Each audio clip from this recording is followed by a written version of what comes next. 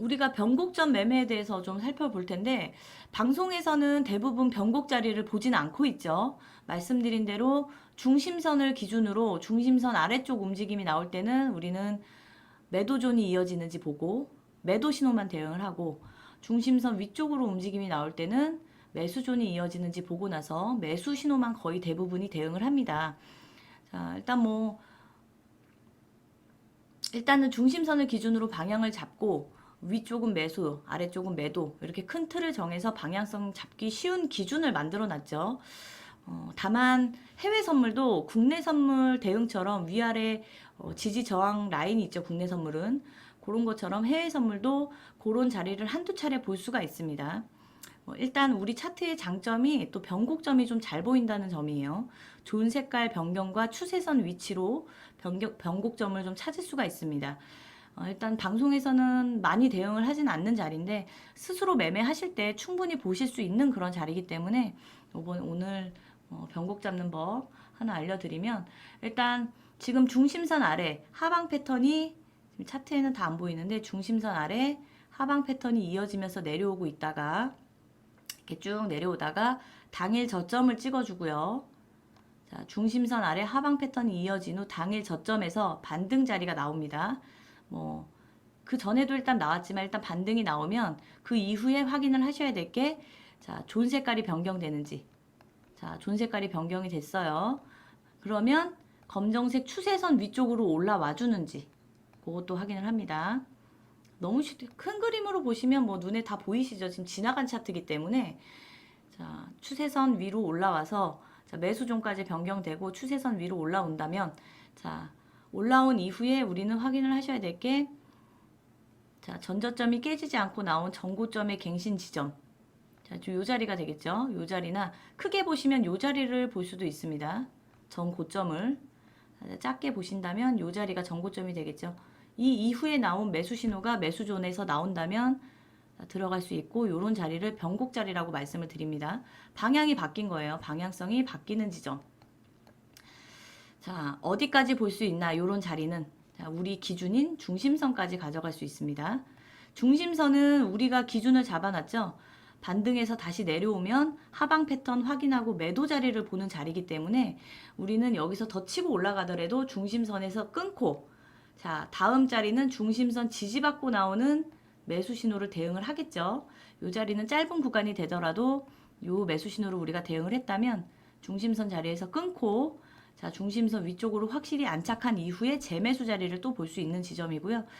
짧게 보신다면 역시나 변곡 자리에서는 아래쪽에서 잡았으면 가져갈 수 있는 최대 자리가 우린 중심선으로 보시면 됩니다. 현재는 하방 패턴이 이어지다가 자, 변곡이 만들어졌죠. 전고점이 깨지면서 방향성이 틀어졌습니다. 그리고 나서 우리 큰 그림 방향성을 주는 추세선 위쪽으로 올라왔죠. 자, 요런 매수 신호들은 변곡 신호라고 보고 충분히 반대 신호를 중심선 아래에 있더라도 매수 자리를 볼 수 있는 그런 자리라고 보시면 됩니다. 요 네 가지 확인을 하시고, 자, 다음은 매수 쪽. 하나 더 볼게요. 변곡 잡기.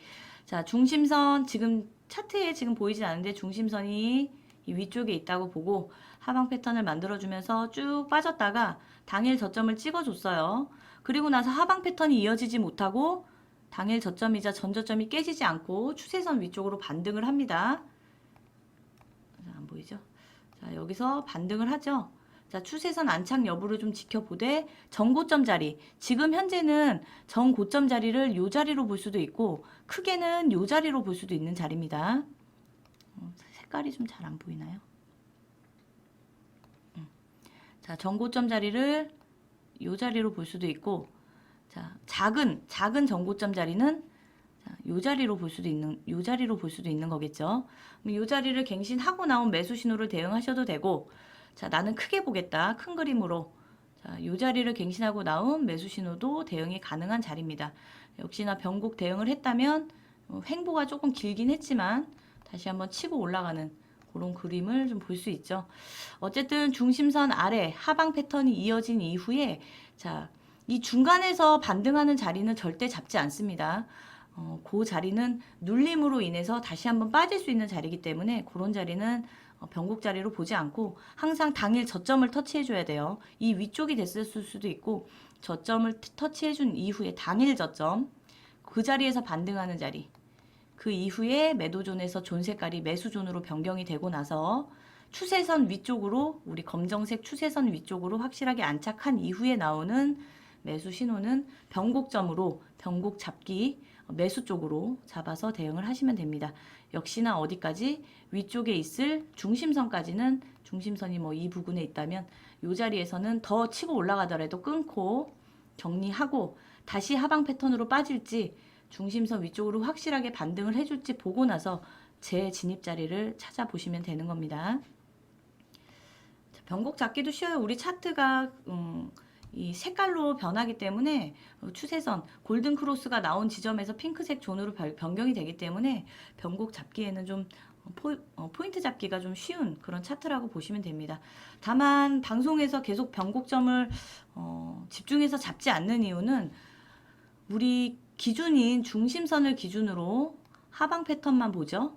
보통 이렇게 내려가는 확률이 훨씬 더 높기 때문에 반등해서 올라올 확률보다는 우리는 확률이 높은 쪽에 배팅을 하는 거고, 물론 올라올 수도 있지만 올라오다가 다시 빠질 확률이 더 높습니다.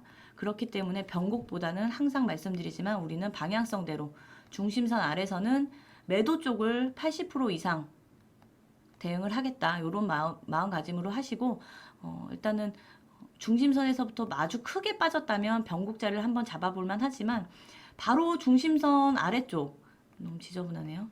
자, 중심선이 만약에 예를 들어 이쪽에 있다, 요런 자리에 있는데 요런 변곡 자리를 잡기에는 리스크가 너무 큽니다. 바로 빠질 가능성이 높기 때문에 중심선과의 갭 차이도 또 확인을 해 보셔야 돼요. 이거는 이제 뒤로 가서 차트 복귀하면서 다시 한번 또 보도록 하겠습니다.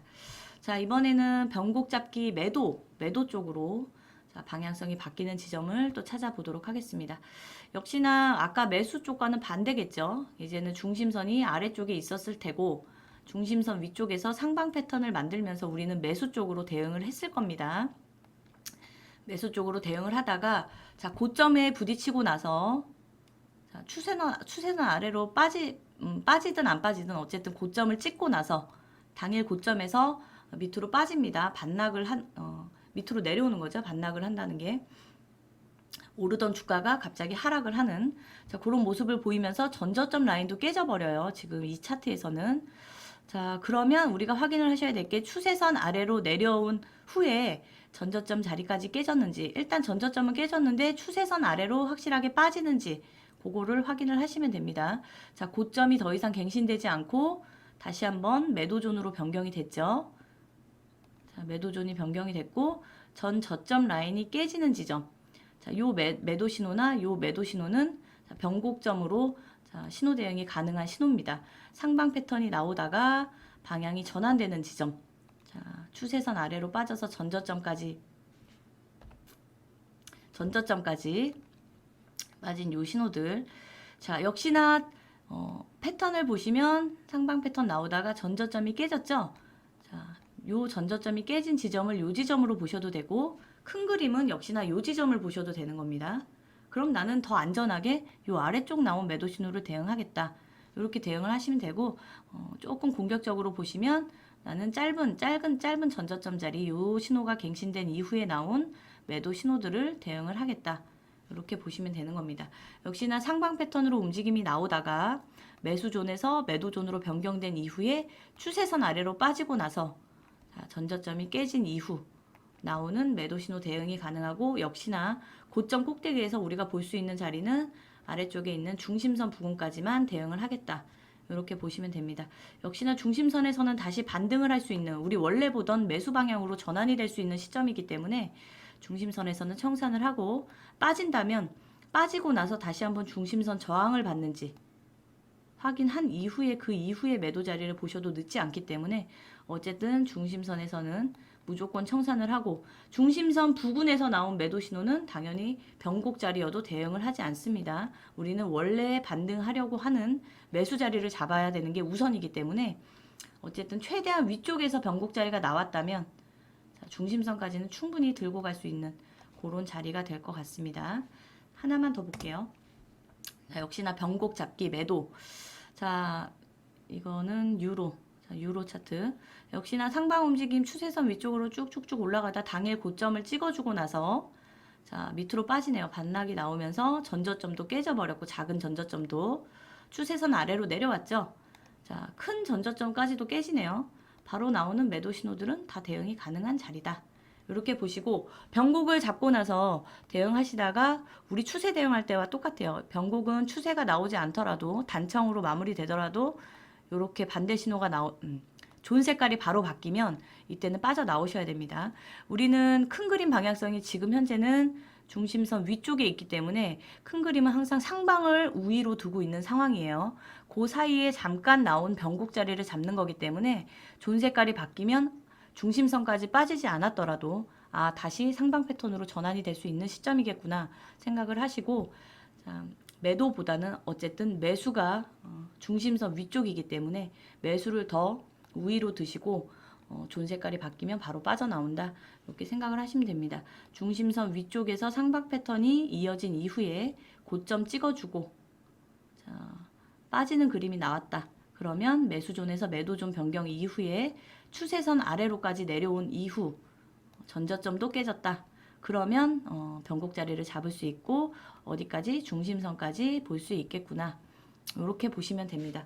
방송에서는 말씀드린 대로 변곡 자리를 뭐 거의 포지션을 드리진 않지만 스스로 매매하실 때는 충분히 대응 가능한 자리고요.